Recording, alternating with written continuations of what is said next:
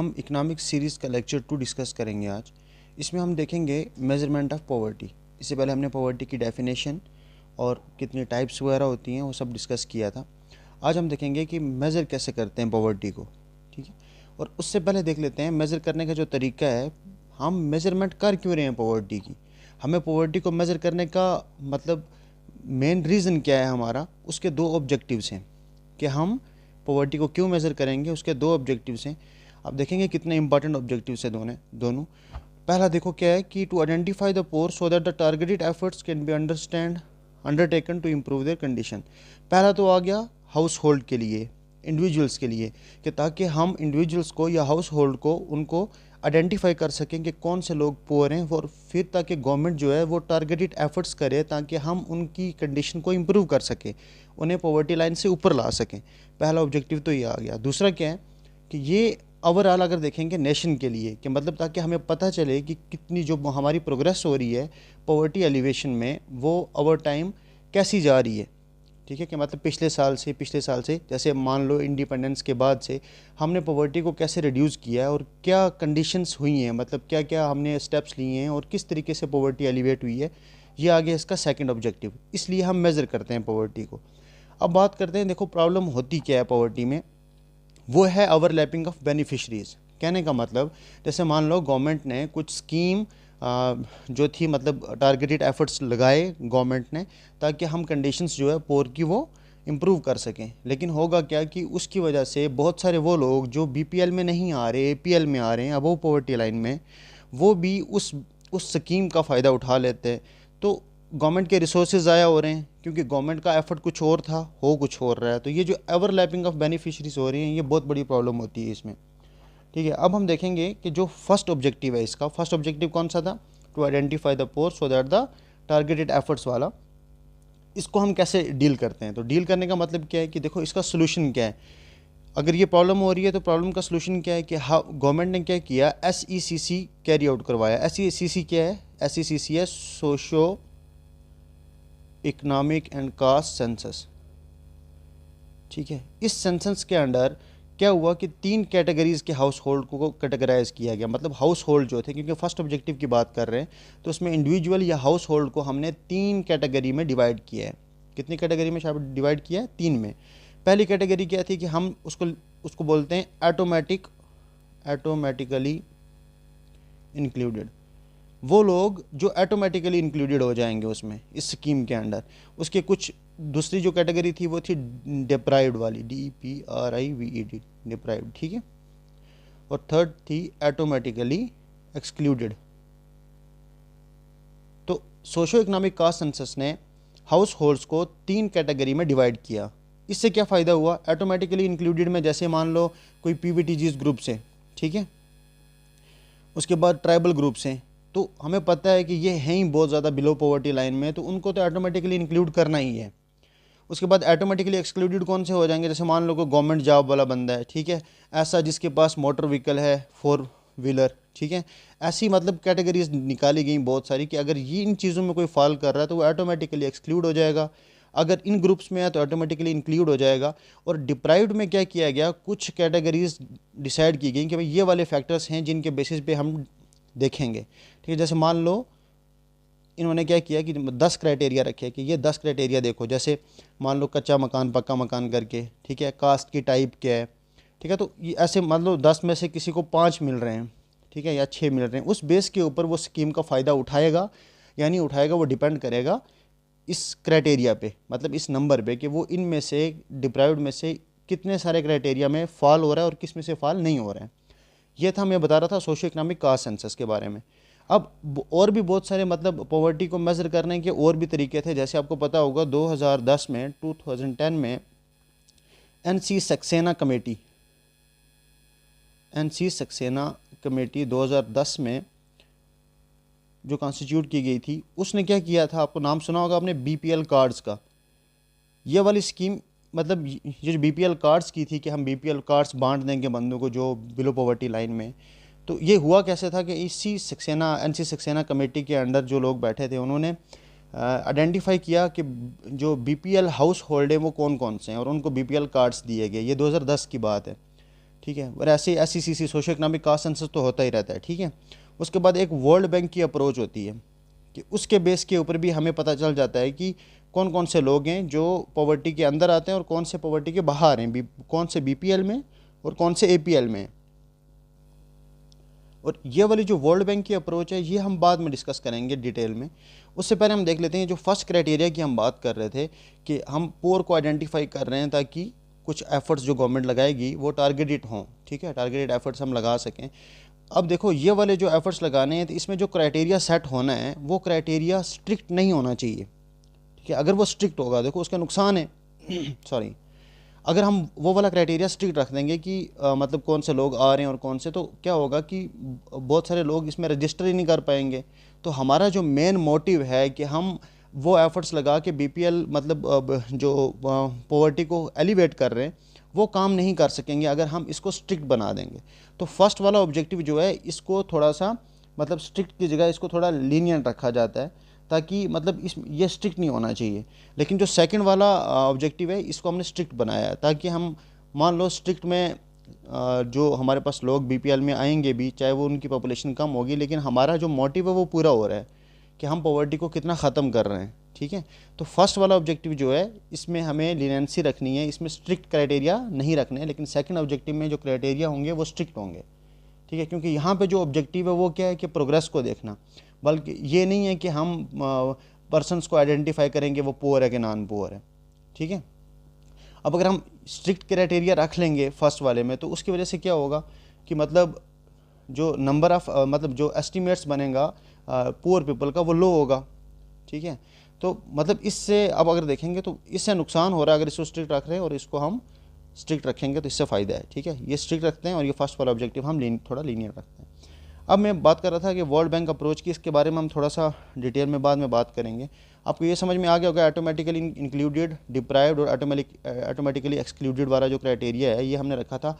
Socio economic caste census ये किस problem को दूर करने के लिए था, जो ओवरलैपिंग ऑफ बेनिफिशरीज हो रहा था, ताकि सिर्फ टारगेटेड लोगों को ही जो है बेनिफिट्स मिलें, ठीक है। अब हम बात करते हैं सेकंड ऑब्जेक्टिव की, ठीक है। सेकंड ऑब्जेक्टिव था क्या कि ताकि हम देख सकेंगे हमारी प्रोग्रेस कैसी चल रही है। तो इसमें हम करते क्या हैं, इसमें हम एस्टीमेट लगाते हैं हेड काउंट रेशो का, हेड काउंट रेशो का, कि कितने लोग, कितनी पॉपुलेशन जो है, कितनी percentage of population below poverty line है, ठीक है। तो इसके लिए क्राइटेरिया तरीका क्या होता है, पहली चीज़ हम क्या करते हैं, हम सबसे पहले डिफ़ाइन करेंगे कि पॉवर्टी लाइन जो होगी वो क्या होगी। तो डिफ़ाइन पॉवर्टी लाइन, ये हम सेकंड क्राइटेरिया की बात कर रहे हैं, सेकंड ऑब्जेक्टिव की सारी बात कर रहे हैं, ठीक है। तो define poverty line on A set standard,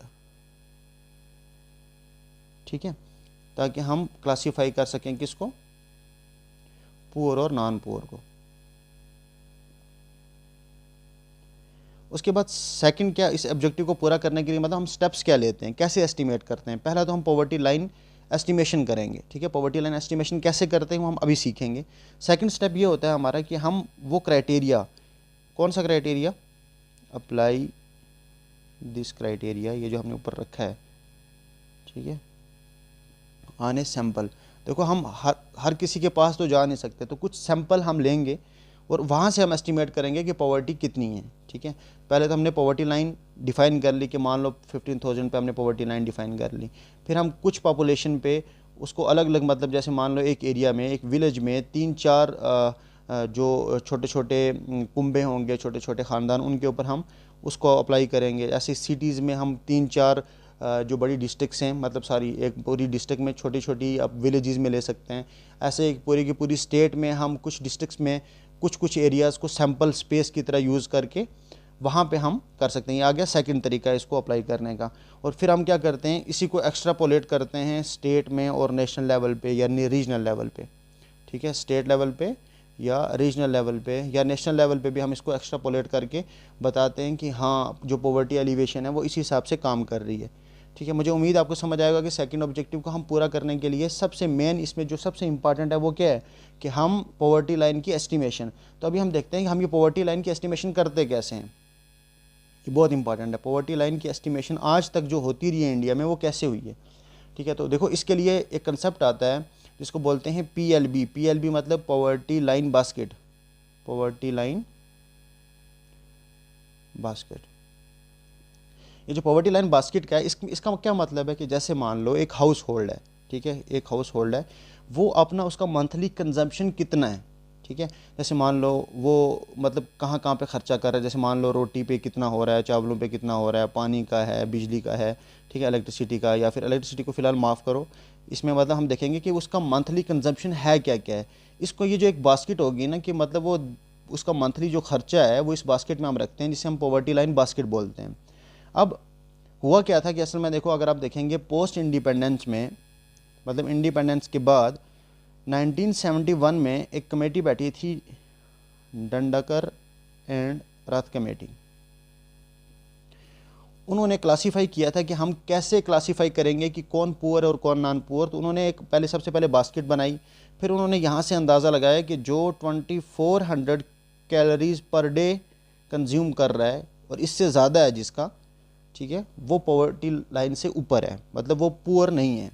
तो पॉवर्टी का जो एस्टिमेशन था, मतलब पॉवर्टी का आप कह सकते हैं जो सेट स्टैंडर्ड था, वो 2400 कैलोरीज पर डे का रखा गया 1971 में, ठीक है, इस कमेटी ने रखा।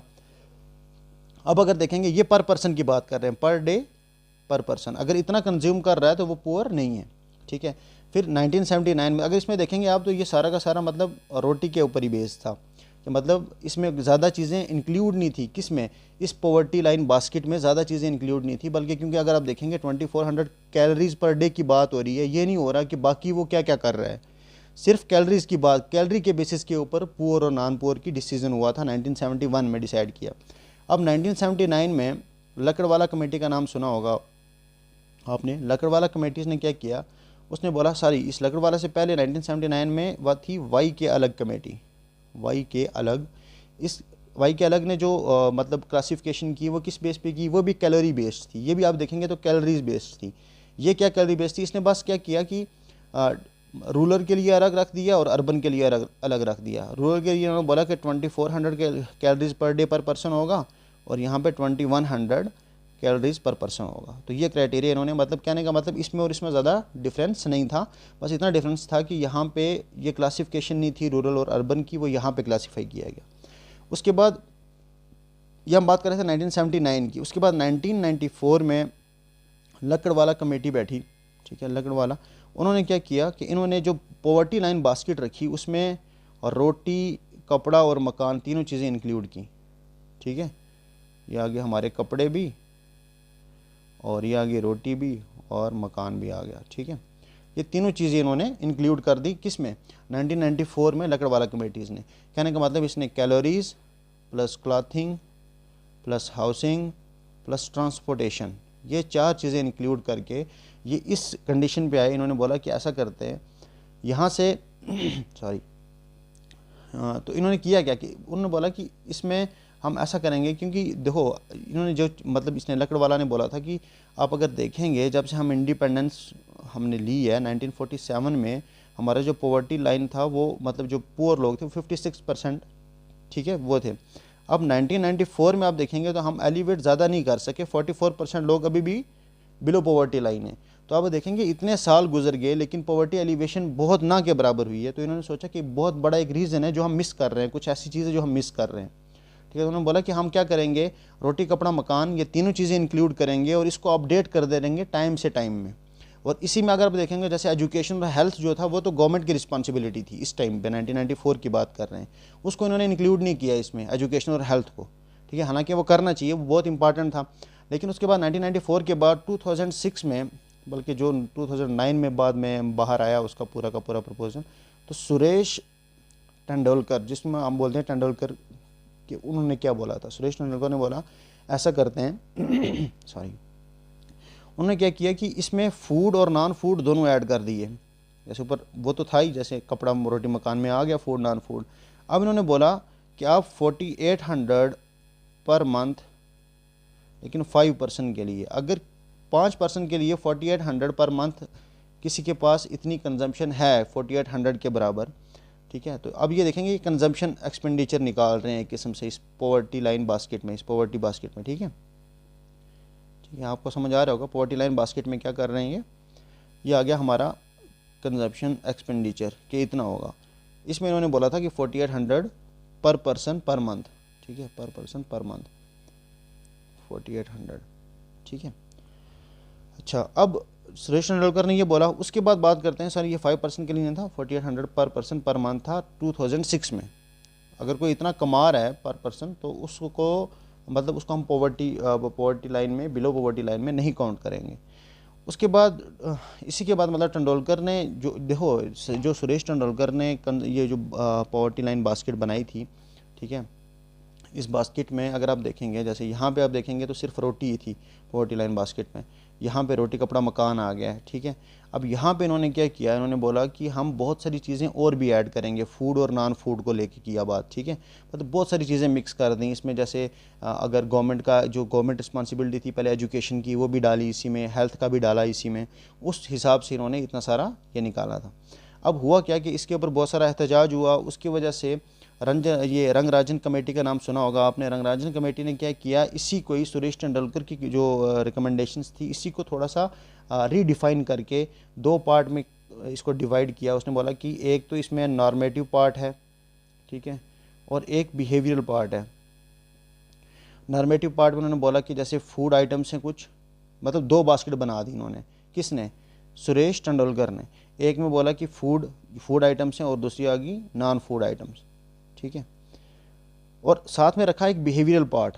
बिहेवियरल पार्ट क्या था, उन्होंने बोला कि जैसे आपको पता है कि बहुत सारे जो मतलब हमारे इंडिया में बहुत ज़्यादा चीज़ें ऐसी हैं जो बहुत ज़्यादा कंज्यूम की जाती हैं, लेकिन हम उन्हें बास्केट लाइन में डाल नहीं रहे हैं, जैसे तंबाकू, अल्कोहल, पिज़्ज़ा, ठीक है, इंटरटेनमेंट में टीवी आपने देखा होगा, छोटे छोटे घरों में भी टीवीज़ लगी होती हैं, ठीक है। उसके बाद ड्रिंक्स, मतलब ये सारी की सारी, केबल नेटवर्क हो गया, तो ये वाली चीज़ें जो थी ना, ये सारी की सारी बिहेवियरल पार्ट की लोग अब मतलब चाहे जितना मर्जी गरीब हो लेकिन इन पे इन्वेस्ट करेगा ही, उसके बाद वो यहाँ पे आएगा, ठीक है। तो बिहेवियरल पार्ट को भी इंक्लूड किया गया, किसके द्वारा, सुरेश तेंदुलकर के द्वारा। हालांकि अगर आप देखेंगे मतलब रंगराजन ने क्या किया, इसको बस डिवाइड किया, उन्होंने ये दोनों चीज़ें मिक्स की हुई थी एक ही में, इन्होंने अलग अलग दिखा दिया, ठीक है, कि मतलब है। तो अब आप देख रहे हो एवोल्यूशन हुआ कैसे है, किसका, पॉवर्टी लाइन बास्केट का। शुरू में सिर्फ रोटी थी, फिर उसी रोटी को अर्बन और रूरल में डिवाइड किया गया, फिर उसके बाद देखेंगे रोटी कपड़ा मकान की बात आई, फिर उसके बाद आप देखेंगे ये सारी चीज़ें इन्होंने ऐड की।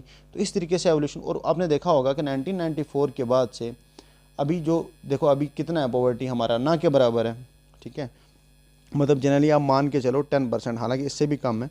तो कहने का मतलब एकदम हमने डिक्रीज़ किया है। तो उसका रीज़न क्या था कि ये बिहेवियरल पार्ट जो हमने ऐड किया इसकी वजह से। अब इसमें एक कंसेप्ट आता है कि जो तेंदुलकर था, तेंदुलकर ने एक कंसेप्ट यूज़ किया था मिक्स्ड रिकॉल पीरियड का, जिसको बोलते हैं MRP।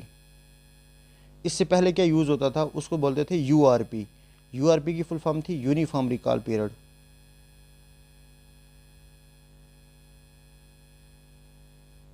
ठीक है। और रंगराजन ने क्या किया,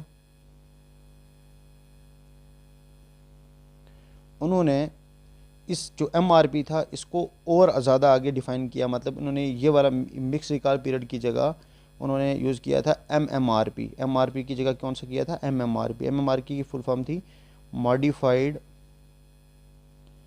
मिक्स्ड रिकॉल पीरियड। अब आप देखेंगे ये रिकॉल पीरियड है क्या चीज़ है। तो रिकॉल पीरियड क्या होता है, मतलब वो पीरियड जिसमें कोई भी पर्सन है उसे पहले पूछा जाता है सॉरी, उसे पूछा जाता है कि आप रिकॉल करो अपने एक्सपेंसेस को। जैसे मान लो पूरे एक पिछले साल में आपने क्या क्या एक्सपेंस किया है, ठीक है। तो URP में जैसे यूनिफॉर्म रिकॉल पीरियड में सॉरी, यूनिफॉर्म रिकॉल पीरियड में पर्सन से पूछा जाता है कि आप अपने एक्सपेंसेस को रिकॉल करो, जितने भी टाइप ऑफ गुड्स आपने एक, जैसे मान लो 1 साल लेते थे, तो 1 साल में जितने भी टाइप ऑफ गुड्स आपने यूज़ किए हैं बताओ उनको रिकॉल करके कि आपने क्या क्या यूज़ किया है। तो इसको बोलते थे यूनिफॉर्म रिकॉल पीरियड, ठीक है। उसके बाद आप देखेंगे मिक्स रिकॉल पीरियड। इसमें क्या हुआ कि इसमें उन्होंने बोला कि आप चीज़ों को याद रखो लेकिन जो इंपॉर्टेंट चीज़ें हैं वो बताओ सिर्फ, ठीक है, जैसे आपने कपड़े लिए होंगे, ठीक है, उसके बाद पिछले मतलब 1 साल में आपने कौन कौन से कपड़े लिए हैं, कौन कौन सी दवाइयाँ ली हैं, कौन कौन सी चीज़ों पे आपने मतलब जो चीज़ें आपको याद हैं वो सबको मिक्स करके रिकॉल पीरियड, ये आ गया मिक्स रिकॉल पीरियड। फिर मॉडिफाइड में क्या किया था, एक्चुअली ये मॉडिफाइड जो MMRP है, ये रंगराजन ने किसकी एडवाइस के ऊपर ये किया था, उनका नाम था अंगुस बीटन। इनको नोबेल प्राइज़ मिला था इकोनॉमिक्स में। तो इन्होंने ये आइडिया दिया कि आप ऐसा करो, इसको मिक्स रिकॉल पीरियड की जगह मॉडिफाइड मिक्स रिकॉल पीरियड में रखो। कहने का मतलब क्या कि मतलब आप ऐसा करो कि वो वाली आइटम्स जो जिनकी फ्रीक्वेंसी लो है, मतलब कंजम्पशन की फ्रीक्वेंसी लो है, जैसे मान लो आपने टीवी लिया, इलेक्ट्रॉनिक्स की कोई चीज़ ली है, मोबाइल ले लिया, तो इनको आप याद रख सकते हो आराम से कि कब लिया था, ठीक है। क्लॉथ्स हो गए, ये वाली जिनकी फ्रीक्वेंसी लेने की कम होती है, इन आइटम्स को जो है वो कंसिडर करना है, ठीक है। क्योंकि ये वाले जो एक्सपेंसेस होंगे ना, ये ज़्यादा एक्यूरेटली रिकॉल किए जा सकते हैं। ऐसे तो मतलब कोई भी कुछ भी बोल देगा कि हाँ यार मैंने ये यूज़ किया, ये यूज़ किया, ये यूज़ किया, तो वहाँ से हमें जो एस्टिमेशन मिलता है वो उतना करेक्ट नहीं होता। तो करेक्ट एस्टिमेशन के लिए modified mix recall period use किया गया, जिसमें वो क्या करते थे कि वो वाली चीज़ें जिनकी फ्रीक्वेंसी कम थी लेने की, उनको रिकॉल जो उनका, क्योंकि चाहे उनका रिकॉल पीरियड लॉन्ग होगा लेकिन वो एक्यूरेट होगा, ठीक है। तो उस रीज़न से जो आप देख सकते हैं, तो ये वाला कंसेप्ट किसका था, ऐसा क्वेश्चन आता है कि MMRP का कंसेप्ट किसने यूज़ किया था, रंगराजन ने किया था, और तेंदुलकर ने मिक्स रिकॉल पीरियड का यूज़ किया था। उससे पहले URP यूज़ होता था, ठीक है। तो रिकॉल पीरियड भी आपको समझ में आ गया होगा। अब हम इसके बाद नेक्स्ट लेक्चर में, अभी लेक्चर लंबा हो गया, तो हम वर्ल्ड बैंक की जो अप्रोच है, जिसमें हम मल्टी डायमेंशनल पॉवर्टी इंडेक्स भी देखेंगे, वो वाला हम नेक्स्ट टॉपिक में कवर करेंगे। फ़िलहाल आज जो हमने डिस्कस किया, इसको जाते जाते थोड़ा सा देख लेते हैं किया क्या हमने। तो हमने कुछ नहीं, बस पॉवर्टी की एस्टिमेशन देखी कि जो इसकी मेजरमेंट होती है उसको करते क्यों हैं, 2 ऑब्जेक्टिव्स हैं उसके, वो 2 ऑब्जेक्टिव हमने देखे। उसके बाद हमने देखा कि सॉरी, SECC ने जो क्राइटेरिया सेट किए थे 3, मतलब सोशो इकोनॉमिक कास्ट सेंसस ने, कि इन बेसिस के ऊपर हम पॉवर्टी की लाइन की एस्टिमेशन करेंगे, ठीक है। इसके ऑब्जेक्टिव्स का मेन मकसद क्या था, फर्स्ट ऑब्जेक्टिव, सेकंड ऑब्जेक्टिव हमने डिटेल में डिस्कस किया। फिर हमने देखा कि पॉवर्टी लाइन की एस्टिमेशन आज तक होती कैसे गई है, ठीक है। पूरा का पूरा 1971 के बाद 1979 में देखा हमने, उसके बाद 1994 में देखा है, फिर 2006 में देखा है, ठीक है। तो ये सारी चीज़ें मुझे उम्मीद आपको समझ आया होगा। Thank you so much.